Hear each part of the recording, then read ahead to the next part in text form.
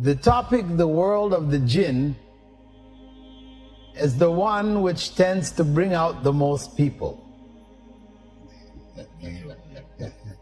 Which is why we chose it. Had we chose some other fiqh topic or something like this, I'm sure we wouldn't see a quarter of the number of people who are here this evening. This is a very interesting topic because it is a topic that most of us don't really know too much about. We have grown up in different societies where there are many stories, fables, old wives' tales, all kinds of information or misinformation about the jinn.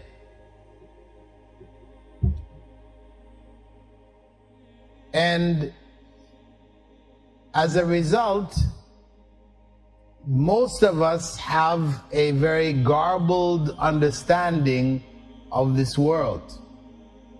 In fact, myself, when I was looking around for a topic to do my PhD thesis on,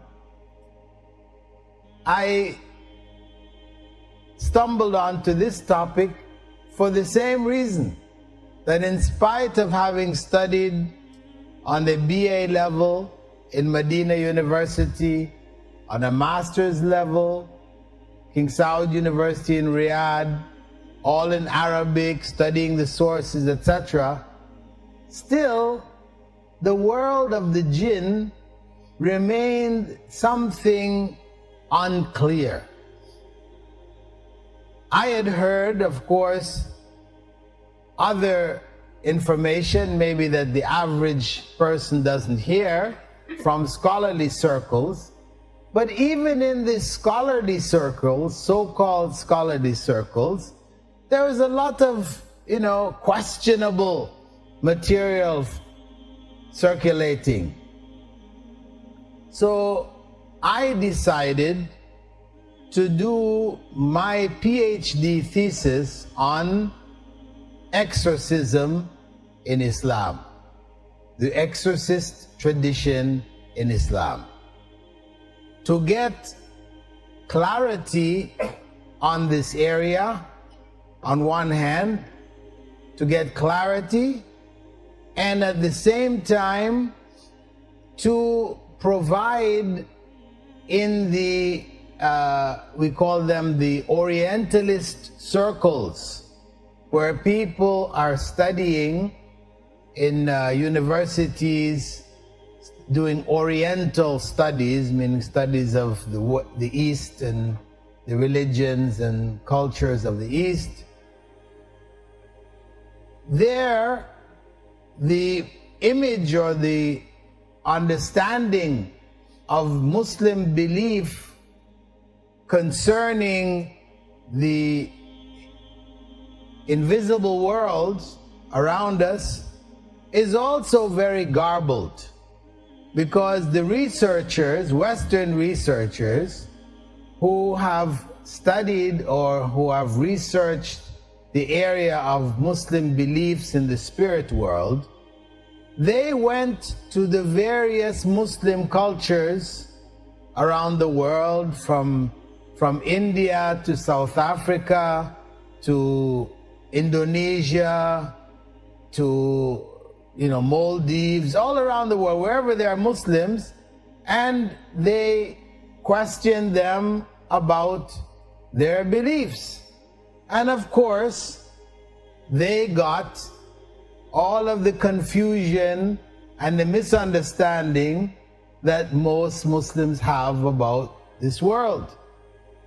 And they wrote it up as scientific research into the culture of Muslims. And that's what's available in their circles. So I felt it was also important to leave behind a document, my thesis, which would give a clear picture of the unseen world and the forces there, especially concerning the world of the jinn and how it interacts with our world. So I undertook this research, traveling to different parts of the Muslim world, meeting with people who were dealing with the unseen world, the exorcists, those who were themselves practicing exorcists, and focusing particularly on those who claim to be treating these situations of possession, etc., in accordance with the Quran and the Sunnah. I restricted myself to those who claimed they were treating in accordance with the Quran and the Sunnah, because there are so many other people who are involved in other practices. They don't bother to claim Quran and Sunnah. They're just doing their own thing. You know, that there was no point in researching into those areas, because I felt there's enough confusion out there already. We don't need to hear more. But I felt it was necessary to go to research this to get the clarity of this world for the benefit of Muslims, for myself first and foremost, for the benefit of Muslims in general, and even for non-Muslims, you know, who have this mistaken understanding as to what our beliefs consist of. So when looking into the world of the jinn, and some people say, well, you know, why even bother going to this area, you know? I know, why we don't just leave it? You know, there's so many other things to occupy ourselves with. You know, we have, you know, Muslims being killed in Syria, etc., you know, and problems in Egypt, and etc. Why even bother to go into the world of the jinn? Well, reality is that on one hand, the Muslim community is continually embroiled in this world. Not just the Muslim actually, but the world community. But the Muslim community issues are arising all the time. I can say that I don't think I have been to a single country in the world, and I've been to many, maybe 60, 70 different countries.